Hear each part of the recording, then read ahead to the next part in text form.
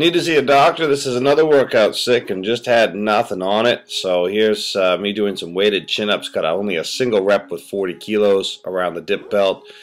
At 20, had a bit more luck getting 4 reps out. But these days, just don't feel the strength on some of these lifts that are a regular part of my routine. Just dropped the weight down. Did 15 by 5 was the next set up, and then just took the weights off altogether. This was, the first on the day there. So got 8 chin-ups on my last set here, unweighted. So getting better range of motion. Notice, of course, that you're coming all the way down on your chin-ups. If you're not coming all the way down, it's not really a chin-up. You're cheating your range of motion. So drop all the way down and then come up. Here I'm doing a little freeze on the last and a nice slow negative on the way down before finishing up. Moving over to my favorite back exercise these days. This is the low row, the hammer strength isolateral plate loaded row. Doing a couple warm-up sets, so 124 to warm up. This is 164 by 3. That's also a warm-up. And decided to load that weight right up there, getting a little help from Aiden here to get 194 by 5. Now I'm trying not to do what I did last time, which is scoot the butt forward. So I'm trying to keep the butt back on the seat, which is really going to target that area of the back that I really want to target. This was heavy, man. So I put the lifting straps on it and got 5 reps out there. Dropped the weight back down to 164 and wrapping out almost at 164. I think I maybe could have gotten another one in there, but range of motion was starting to get sacrificed there. Had to take a little pause to re-wrap. Probably should have done this one with the straps on and got 164 by 8 and then dropped it down again. And I want to try and avoid that nodding that I'm doing with my head at the top of the motion, but I am engaging a lot of the traps there to shrug that up. And this low row movement is hitting the mid to upper back, and you can kind of see it happening in the shirt there. But I have some pretty strong traps here, so I'm going to engage a lot with the traps. So I'm trying not to scoot the butt too far forward. If I move too far forward in the seat, it becomes too much of a shrugging action. So I moved over to the high lat pull down, did a warm up set here at 84 by 5. And this is going to target the mid to lower lats with this pull down action, underhanded grip on the pull down action. So it's also going to be working the biceps, as did the weighted chin-ups. Weighted chin-ups, by the way, are an excellent bicep workout. I rarely do arm days.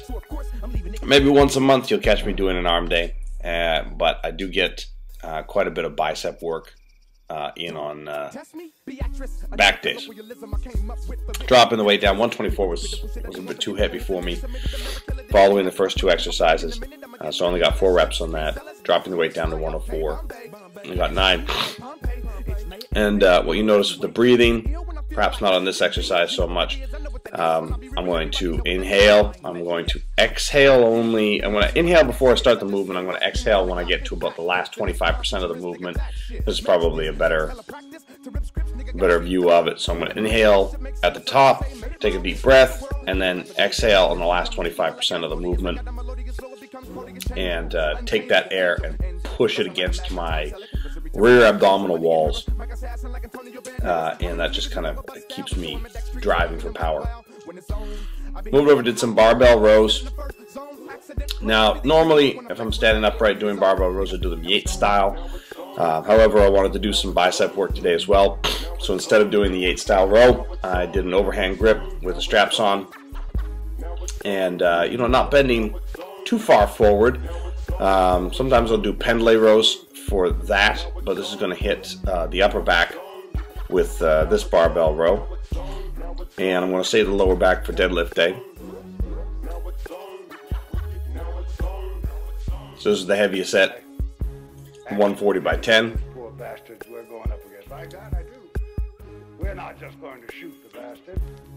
We're going to before dropping the weight down and doing a last set here at 120 and standing up almost upright. This isn't exactly upright. You are going to bend through the knees. It's more of a ski stance. And again, this is going to hit most of the upper back, a little bit of the rear delts. Did some barbell shrugs. Now normally, this is the first time I've done barbell shrugs in this rack. This is 220, and normally I'll start with the bar a little bit lower. So I'll rack deadlift up and then put it into a shrug position. And I didn't like having the bar starting up too high. Probably should have taken it right out of the rack. But at 220 with some heavier weights, I didn't want to get stuck setting that down on the ground and having to unload the plates. So I finished up with a set of shrugs here at 180 and just not feeling the same degree of strength that I normally do with the shrugs. So I did a bit of bicep work. This is the heaviest easy curl bar that they have in the gym. They don't have the plate loaded easy curl bar. They only have the pre-weighted ones. So here's 45 kilos. Standing, close grip, and trying not to use momentum into this lift at all. Full range of motion, so full extension down and a squeeze at the top of the movement. And I switched over to preacher curl. My old gym didn't have a preacher curl bench, so I decided I'd give these a try. I haven't done these in a long time. And once again, slow, controlled motion. I'm not kipping or throwing up with momentum here. The extension is almost all the way down, so that there's only maybe another 10% left at the bottom of the motion, and then coming right back up. So your time under tension is solid. Did another set here at 45 kilos, and this is the last exercise of the day. So I'm feeling fairly fatigued. I'm trying to remember to use my hands as hooks and not lift too much through the forearms to save my elbows. Couldn't quite get a full rep there, so threw a little momentum into the last rep and then decided to move back over to the preacher curls. Preacher curls nice because it takes that momentum right out of it. Good isolation movement, but of course if you're doing some heavy weights, you can also get some good strength assist with it. So I did 2 sets of 35 kilo preacher curls. Thanks a lot, guys, for watching. If you like the video, subscribe to the channel, comment below, and share the video. I'd really appreciate it. I got the workout details up here, and until next time, keep growing.